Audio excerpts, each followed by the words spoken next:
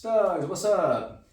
Thanks for sending me a message, man. I'm super happy to talk about some of the stuff that I like to do when it comes to fighting. To address some of your questions with a video and maybe a demo about the level changing and just kind of how I'm faking or hitting the person, there's some cool things to keep in mind while we do this. And so we'll talk about it ever so briefly, and hopefully this demo will help kind of highlight what I tried to express via text, which is never great. So in general, I've got my opponent and everything here, and I have this set pretty tall. So like just good practice habits, it's always super important. I'm not a super tall dude, you're not super tall either, cool. But we fight dudes that are probably in the 6 foot range, 5'10", like whatever. So this guy's somewhere in that range right now. Sweet. What this allows me to do is make sure that while I'm repping out any of this stuff mechanically, I'm able to make sure that I'm doing the shot and everything in a way that is meaningful, because practicing poorly it screws us, and that's a bummer. So what's really important about how I like to make sure that my level plays an advantage in the fight with the individual will be something as simple as like, all right, cool, I know that I'm short, I know that this guy is tall. That's generally the case, right? Typically those dudes want to throw over the top of me or whatever. That's fine, cool. We know that we already have some preconditioned problems from our opponent, and that's awesome. Now normally I'm sure that works for them, very well, but since I like defense kind of centric style of fighting, I already just cheat my board up anyways, right? If this is natural, like chilling here at the bottom of my chin, it probably is hanging out like, whatever, 4 inches higher than it was, somewhere in there. And that already now plays a part into, cool, I'm a shorter fighter, but I've put myself in a position for them to already be at a disadvantage defensively. Now, when we start doing those big level changes, and we start dropping ourselves into like this sort of position, right? Lots of people talk about how like, hey, you don't want to load up that foot. It's a purpose to load up this foot. My intention is not to load up and not do something with it. I'm loading up so that I can be explosive directionally, whether that's going forward, continuing, whether that's stepping laterally off, whether that's trying to step across them and throw some kind of spin. All of that level change where I put myself sort of in this compromised position is letting me load up my weight into my right leg, so I have the ability to press off, because I can still step across myself. I can load this up and shoot over here. I can load this up and shoot over here. I'm still set up to be able to move. I am not so compromised outside of my regular stance where I can kind of float and not get hit, or just keep myself very mobile. In this case, I'm able in a moment to load up, throw the shot from a cool angle, and be sort of explosive in those moments. And I think that that's really important, and I think that that gets overlooked or gets talked about in a way that is a negative. So I'm gonna preface everything with that. So now if I wanna throw the ass wrap, let's just say, okay, with any kind of like cool angle, if we're just here and we're just throwing the ass wrap, maybe I'm like, aha, I've stepped. I'm throwing an ass wrap. Pretty far away, that's okay, just for the demo here. But the point is that it's still sort of lethal, even from this distance. There's a chance that that's gonna go underneath their equipment anyways if they don't respond to it. And I haven't even begun to change the level or the angle in which my shot's gonna change. My angle of my shot changes pretty dramatically because I changed the level of my person. So here I am sort of in this stance, we're here, I can throw this kind of ass wrap here, cool. I can load myself up here and I can put it really quite deep behind my opponent's equipment, even if they are to retaliate, that's maybe not right, whatever. If they are to respond by turning their body, it doesn't really matter because this angle is still open. I've still put myself in this position and I'm still able to throw this really quite deep behind their equipment. Now, that being said, this is just one aspect of being able to change the level where I'm sitting when I throw this combo. This also lets me throw sword side hip. This lets me project myself, that's probably not the right word, but this lets me place myself in a position relative to them that is off center line. Right now we're like on center. Basically I can see my nose as to like his nose, we're in the straight line, right? My one step here, when I change myself laterally, is obviously putting me so far past the center line with him that the angle changes pretty dramatically. I won't even move that shield. This is shifted across. Cool, doesn't matter. What I'm doing is putting myself over here while loading this up. I can still turn myself and throw my sword side hip into their hip around their equipment from that angle.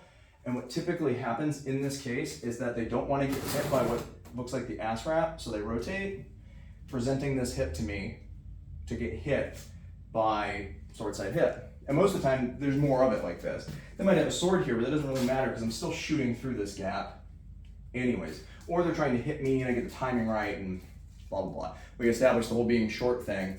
When I, and this is important, when I put myself in this position, they're even taller. They generally can see this, but as I do that, I'm raising my defense, or my shield is coming up and over myself, and they have to make a split-second decision here whether or not they're going to hit me in the back or just ignore that my back was presented. That kind of naturally baiting effect of lowering my level is massive, and the lizard brain has a really hard time ignoring that that's going to happen.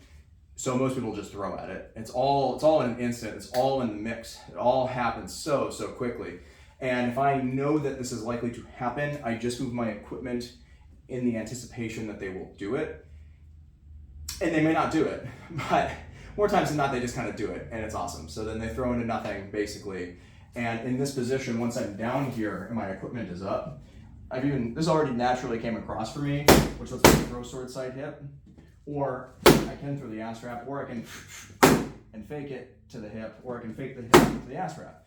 All of it builds from just stepping myself laterally low on that attack, and that really plays a huge part to it. I don't know if it's going to be better to see it if I just turn ding dong here, old Bob, into this position. So then when I'm stepping laterally here, I'm able to put this wherever the shield needs to be while continuing to, and now I've brought this back leg up, and like right there I'm a little off balance, but my intention isn't to stop in that motion. My intention is to do that and continue through. That way I'm never really stuck. I'm following through with whatever piece of footwork I'm doing. So we're in the fight, I'm throwing hip, and I'm putting myself into some other position. That's what we want to do. We don't want to stop our momentum. Let the momentum carry you, and you look super flowy, which is cool.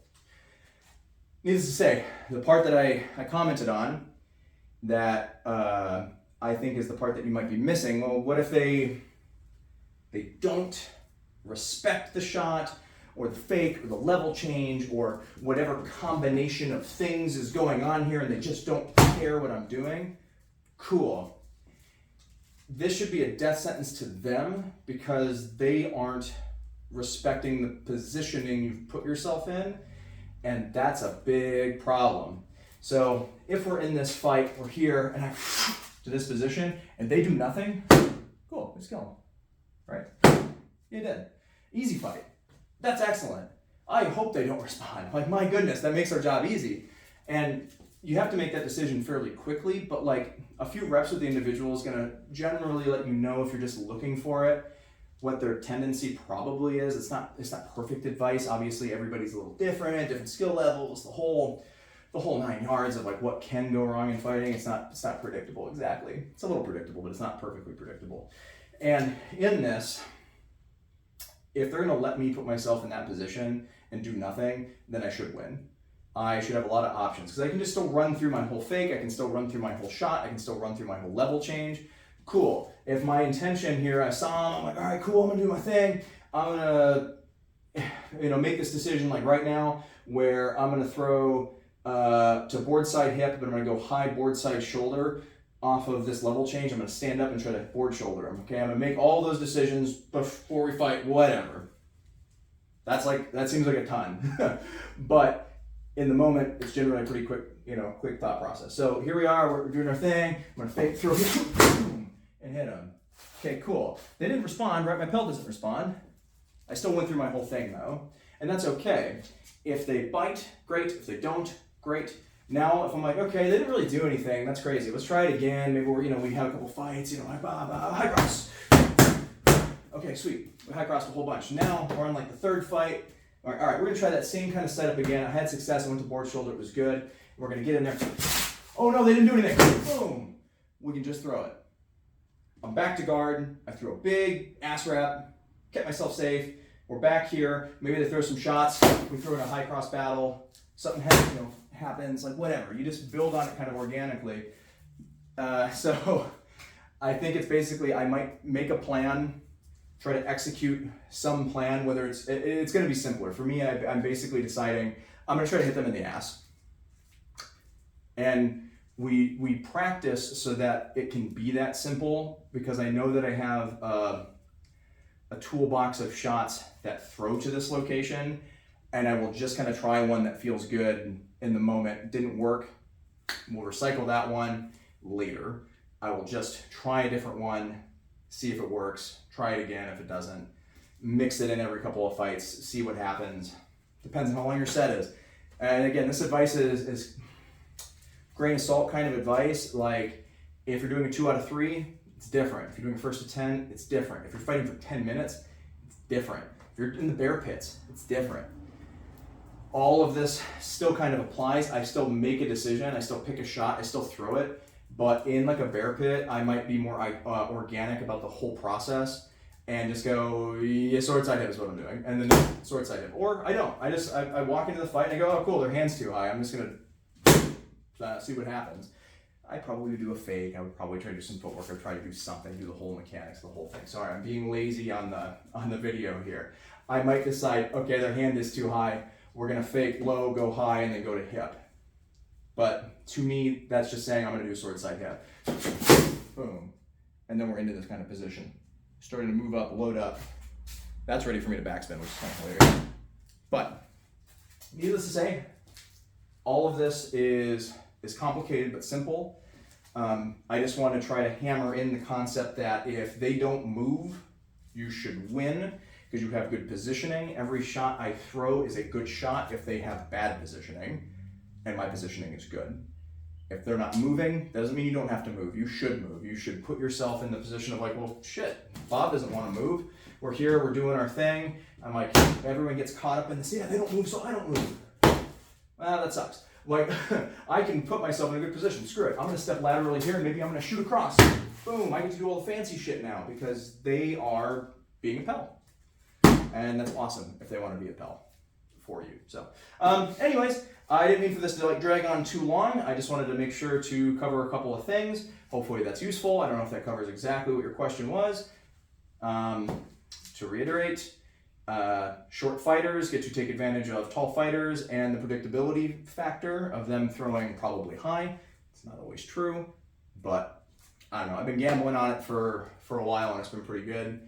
And you'll be surprised sometimes, but that's okay. We all have predictable tendencies to some degree and we'll fall into some traps. Tall dudes sometimes do, which is cool.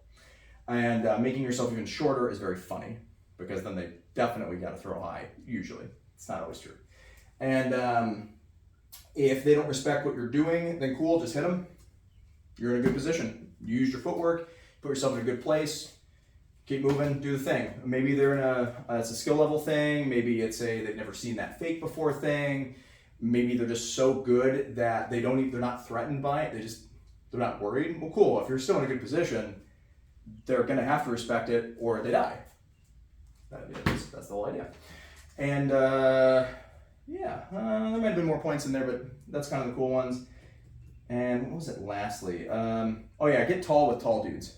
Like everybody has the same problem. He's tall, I'm not. If I step to him tall, like exaggerated high gear, we're gonna fight high probably. It's not always the case, but like when you're in this mix, the same problem with the lizard brain thing is like, oh yeah, I'm here, I'm coming in low. If I stand up, even tippy toes, I'm not as tall as this guy. They raise their gear, which means I can drop low and I can go to all kinds of low hips. So it's part of the level changing. Level changing isn't just us dropping, it's definitely us standing up and dropping. And if you gotta get a little vert, do it. I used to joke about a 3-inch vert. It's probably like a 1-inch vert since breaking my back again, but what are you gonna do? That's pretty much it, dude. If you have any questions, comments, concerns, please hit me up. I'm always happy to talk about this stuff. I'd be happy to do video review or to talk about anything. I just kind of ran through this fast. I've got to go get to fighter practice. So anyways, man, thanks for reaching out. It was super fun.